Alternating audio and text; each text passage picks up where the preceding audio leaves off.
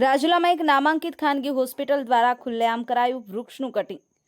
રાજુલા શહેરના હિંડોળા રોડ પર નવનિર્મિત બની રહેલ નામાંકિત સ્પર્શ હોસ્પિટલ દ્વારા અરંડુસો નામના વૃક્ષોની ડાળીઓનું કટિંગ કરાયું।